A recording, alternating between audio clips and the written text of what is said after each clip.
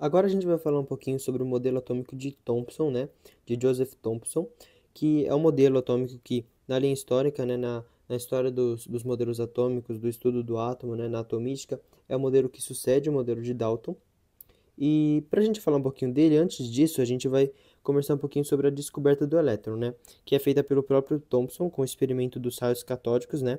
Ele fez esse experimento em 1897, lembrando que o Thomson ele colocou o modelo dele, né, ele apresentou o modelo dele em 1808, então algumas décadas depois a gente teve o modelo de Thomson, que é o que sucede o de Dalton, né, que foi um dos primeiros grandes nomes da atomística. E vamos falar um pouquinho sobre esse experimento com os raios catódicos, e ele consiste no seguinte experimento aqui. Aqui nessa primeira parte, o Thomson ele criou uma diferença de potencial entre esse polo negativo e esse polo positivo a partir de uma corrente elétrica, né?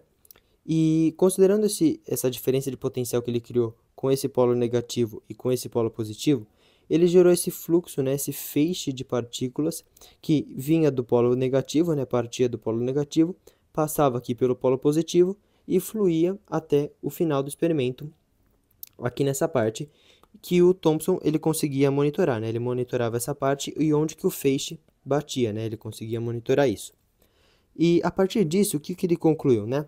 Como aqui ele gerava um fluxo, né, um feixe de partículas, ele percebeu que no final do experimento a gente tinha um desvio, né, desse feixe de partículas, desse feixe desse fluxo de partículas, né?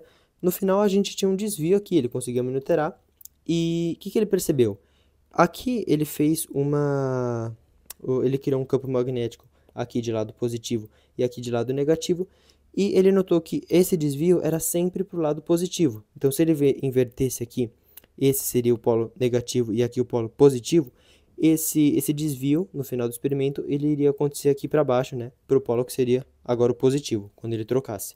Então ele percebeu que esse feixe estava sempre tendendo ao lado positivo, então ele concluiu que essas partículas que formavam esse fluxo eram consequentemente de partículas negativas, né? Porque se está sendo atraído por um campo positivo, consequentemente vai ser partículas carregadas negativamente, né? Os opostos se atraem.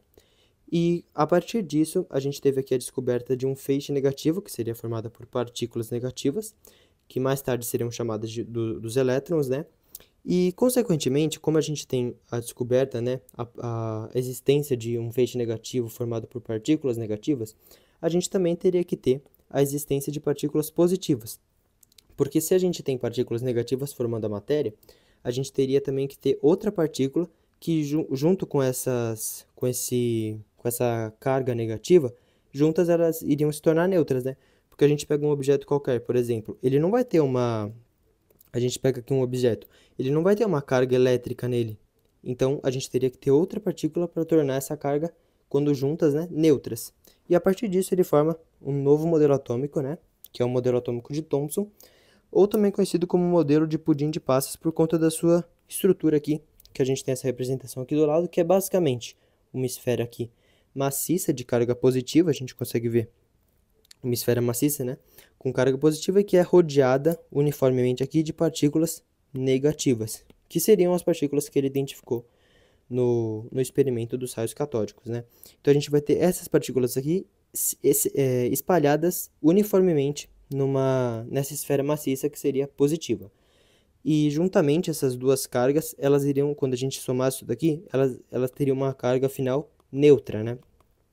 E dessa forma a gente conseguiria explicar, como a gente falou no outro vídeo, né? Conseguiria explicar a, o fato de cargas elétricas, né? Eletricidade, eletromagnetismo.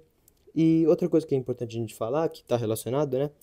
É algumas características do modelo. Bom, a primeira coisa, né, que a gente já conversou é uma esfera maciça positiva, com partículas negativas que estão separadas uniformemente, né, nessa esfera maciça. A carga total desse novo modelo atômico, né, do átomo, a carga total dele seria zero, ou seja, neutra, né?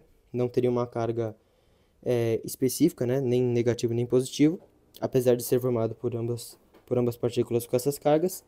E o átomo também agora não seria mais indivisível, né? A gente não teria mais um átomo indivisível e, consequentemente, a gente conseguia explicar as cargas elétricas, né? Que é a partir dos elétrons, as partículas negativas que ele identificou no experimento, que mais tarde seriam chamadas de elétrons, né, as partículas negativas, e por isso o átomo não poderia mais ser indivisível, né, porque como a gente identificou um feixe que seria negativo, ele teria que ser formado só por partículas negativas.